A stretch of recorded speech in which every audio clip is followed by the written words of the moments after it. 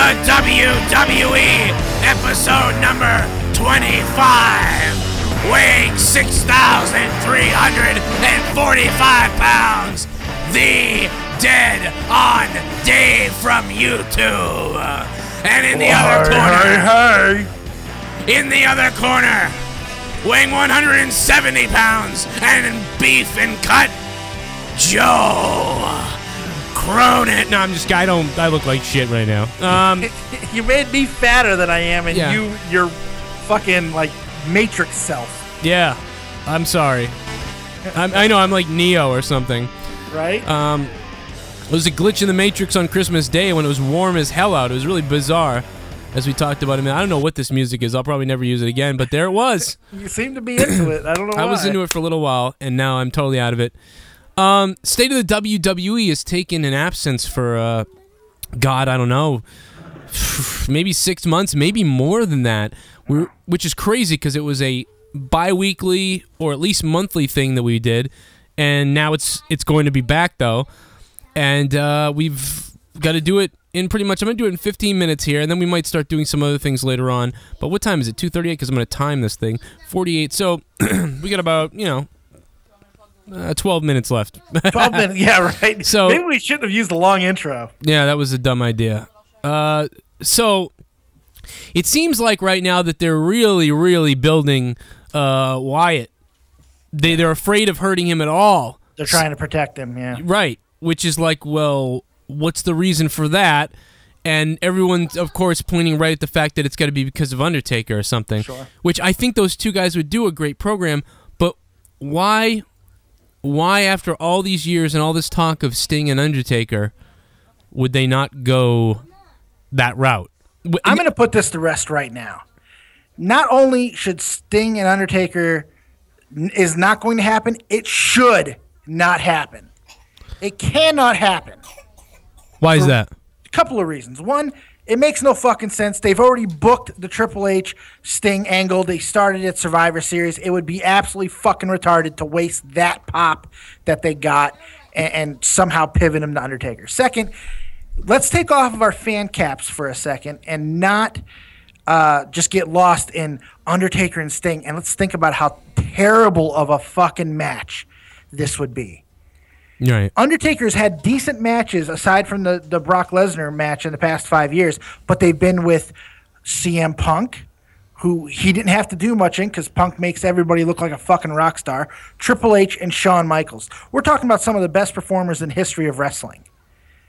Undertaker cannot fucking carry a match with a 55, 56-year-old Sting. Sting can't hide Undertaker's discrepancies. What about a boiler room brawl match between Bray Wyatt and The Undertaker? No, God. People have already brought that up because Bray looks why? like Mankind or something. Well, they're doing that right now with Bray Wyatt and Dean Ambrose. They're not having a regular match between the two. They're only doing gimmick matches. Which kind of sucks because you can't really demonstrate good wrestling in a gimmick match. There's only so much you can do. Then you got to hit someone with a fucking chair. Right. So I don't know. It's very strange. I mean, what am I trying to say? Daniel Bryan, we think, obviously, I do want to go back and say that, months and even up to almost a year ago on this show, I talked about The Undertaker, Sting rather, facing Triple H first. Yeah. Because it makes sense. And the whole WCW thing, and Sting wouldn't come here, and he buried his friends, and it could be a great story. And then it would be Undertaker and Sting. And then this is what we were talking about before Undertaker lost to Sting. I mean, Undertaker lost to Lesnar. Yeah. So, that's where I was at. And now it seems like you said, it's not going to happen that way. It's just going to be Triple H and Sting. Yeah. But also, Daniel Bryan, I think we talked about it here way before anybody else was talking about it, like almost immediately, that next year Daniel Bryan's got to be in the Rumble. And then after the injury thing, we're like, well, he's going to get a lot of time off. So him to be a surprise in the Rumble would be really good and get him right back into main event status if the WWE is going to go that route. Sure. But then you've got the Roman Reigns thing, and it almost feels like to me that even though they do have him kind of keyed in as maybe their guy, that they're using the time to kind of feel it out and find out They are. if he's going to be the guy. Because there's a few guys who are making this very difficult for Roman Reigns, and Daniel Bryan, just his presence is one of them. The other two are Dolph Ziggler and Seth Rollins. They're making life and Dean Ambrose too, really. Yeah. They're all making this whole situation, which is good for us, really, because it's going to keep us guessing until WrestleMania. But Roman Reigns' spot is certainly not secure at this point. I think they needed to insert somebody into the Intercontinental hunt, like immediately, like to sort of let everybody know where they're at. Sure. Like, even if it's Dean Ambrose or whoever it's going to be. But all these guys could be in the main event of WrestleMania. I think I think part of, Dean Ambrose and Wyatt got to showcase a lot in main events recently, because I think that they're looking at them too. Like, okay, let's see what happens when we put them there. Let's see what happens when, when Reigns comes out this way. What's going to happen when Daniel Bryan comes back? Maybe they think, wow, even though everyone's, over, Dean Ambrose is over, Dolph Ziggler's over, all these people are over, but still, you know what? We're not getting the pop and the sales that we got out of Daniel Bryan. And then remember, they pulled the audible last year to get Bryan back into the main event picture. They could always do something similar. And I'm thinking we're going to see that around Royal Rumble time, because I talked about it on a show I did earlier today. Brock Lesnar, I feel he's dropping the belt. One way or another, he's dropping the belt at Royal Rumble. And it could even be due to an Undertaker interference, because I think that's the most even though I do think the Bray Wyatt thing is going to happen. Yeah. I think we're going to get Brock Lesnar Undertaker too, because it makes the most sense. Nothing else makes sense. Even Wyatt Undertaker does not make a lot of sense when you think about it. I am worried because you don't want, you kind of don't want Cena to win the title or something because of a screw job, but at the same time, if the Undertaker came from under the ring and surprised Lesnar and tombstoned him, and then the place would blow up. It's what they did with Shawn Michaels when Shawn Michaels wanted his rematch against Undertaker for that WrestleMania. He cost Undertaker the championship at Elimination Chamber. Right. It's the exact same concept. So they could do the exact same thing and it would work. Look, Cena could win the title, but I think he has to immediately drop it to Rollins. Rollins has to come out and cash in. Has to. I don't know if they do that, because this is going to be seen as this is going to be the match where Cena title win where he takes over. He ties Ric Flair. Yeah, he takes Ric Flair, and I feel like they want to use that, but maybe I'm incorrect, or maybe they'll use it when he beats it or surpasses it. Maybe. So I don't know. I think 16 doesn't matter. 17 is what's going to matter. Yeah. All right. Well, that's a good point. And they could do that, because they could just be saying, "Oh, he's tied with Ric Flair," but when he gets 17, they could really blow it up for a run with the title. We're going to take a quick break here for a second. We'll be right back. I want to talk about the Intercontinental title real quick, and maybe a quick other thing before we take off. Guys, we'll be right back after this commercial break. Okay, guys, welcome back. The Dead on Dave from youtube.com/TheDeadOnDave. And, of course, my co-host for the Monday Night Raw reviews and pay-per-view reviews. And now we brought back State of the WWE number 25. Hope you're enjoying it. Hope you're commenting down below. Hope you're subscribing if this is your first time hearing us to the channel.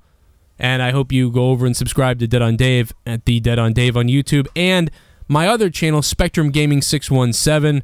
It's important to subscribe to all three channels, because we have different content flowing throughout the veins and pulsating. All right, I won't go into the Warrior, but right, Jesus, into the hearts of the Warriors. Every day, a man breathes his last breath. I don't remember what he said, but it was that's one cryptic. Of the best. Oh my God! Now they use it. I know now they use it. And it's oh man, I got an erection. I know.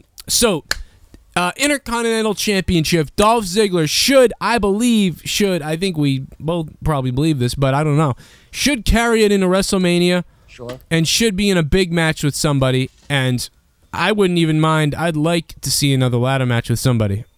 Yeah, if they're not going to pluck him out of the Intercontinental title picture and put him into the main event picture, and they don't do what I said earlier with Rollins, I would like to see Rollins, Ziggler, WrestleMania in a ladder match for not only the Intercontinental title, but for the Money in the Bank briefcase as well. Put it all on the line, one match, WrestleMania, winner takes all. Match. Winner takes all. Oh my God, that'd be cool. And even if they didn't do that, I don't care. Just a match with those two would be amazing. They've been working a lot together lately. Yeah.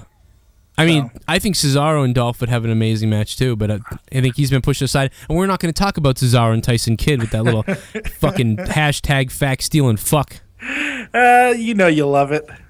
I don't know if I love it. I have to fucking think that hashtag fact has existed. I think what people are misunderstanding is, listen, CM Punk sort of said fact one time during a promo. But the point is that a wrestler is using it, and it's being used the same kind of way, and it's a little bizarre to me. Confront him. Let's confront him. I got a shirt with hashtag fact on it that I sell. I mean, that I wear. I mean, that I've been wearing, that I have had. Let me tell you, Tyson Kidd, he should not be too hard to get on this show. I bet we can get him on this fucking program. I want to talk about it. I mean, you know, I don't know. We'll see what happens. If we can smooth it over. I mean, I'm in his corner. I was calling for him to be called up for 2 years now. I know he was injured, but I mean, I've been singing his praises forever. But I might have to kick him in the nuts. I might have to go down to the South Shore Music Circus the next time WWE's here and waffle him. Give him a little sweet chin music. Right to the jaw. Bam. You're done. Sit down. Go to sleep. Randy Orton and Bad News Barrett are kind of making appearances again here. So, what do you think about Randy Orton actually and Wade Barrett having a match at WrestleMania? With each other? Yeah. That would be interesting. I think Wade Barrett's kind of the natural fit to put him right into the Intercontinental picture. And maybe a ladder match with Ziggler would be a good thing. But I don't know if they want to put him into a ladder match this soon after coming back from an injury. Orton is kind of, as much as people are tired of him, it seems, Orton's an interesting guy because he can literally go anywhere and it would make sense. Yeah, and we do have face Orton again, which is a scary proposition. I don't know. Seeing them together would be interesting. I mean, they've had a feud before, and didn't Wade Barrett throw Randy down a flight of stairs? Oh, yeah. When he was... it's hard to... Because you don't know where they're both going to land. Like you said, like Randy could be face, he could be heel. Wade Barrett's supposed to be a heel, but he's going face. Like, he's so over. The fans love him. So it's really hard to figure out, you know, what you're going to do there. I don't know. So maybe I'll leave that alone. And that's one of those things we're going to have to wait till they come back to see where the holes, where the pegs fit in the hole, or whatever you want to say. I'm getting real sexual on us. Yeah. So overall, it's obviously December's the down month, so we're going to say we're down on WWE at that point. But looking into the future, here we go. Royal Rumble, and then Over the Limit, or whatever the hell the stupid generic name of the new pay-per-view is. Well, that will happen, but it sets up Mania, so it's like that's still exciting because you know it sets up Mania. Yeah. So Rumble sets up Mania, that sets up Mania, and then we get Mania. So current state of the WWE right now is I'm very optimistic. We did all our bitching. Usually this is the bitchy part of the year, the fall into the winter, and then we get some sort of payoff most of the time. Sometimes we got one of the best payoffs ever sort of last year, and you know, I don't know if it's going to be topped, but I think we're heading towards that again. Yeah. And you think about some of the things we have on the horizon. I mean, maybe this is not for nothing, but Edge and Christian hosting on Monday night this week. We got some other hosts that are coming up. I'm sure will be big names. We got people making debuts, The Ascension. We know Adrian Neville. That could be good or bad because of the Mighty Mouse thing. But there's a lot of good things coming and a lot of returns. I mean, Orton, Barrett, Brian, we got returns up the fucking ass. I think that the trend is definitely pointing straight upwards, and hopefully we'll get a payoff, like you said. All right, guys, we're out of time. So that was State of the WWE number 25, episode 25. Thank you, The Dead on Dave Vancura, so The Dead on Dave on YouTube, and of course right here, Joe Cronin Show and Spectrum Gaming 617. Now, guys, if you want to catch, we're going to do some more talk, some bonus talk on the other side. I have to end this video now, but if you want to hear part 2 of this State of the WWE, go over to Spectrum Gaming 617 and open your wallet, motherfucker.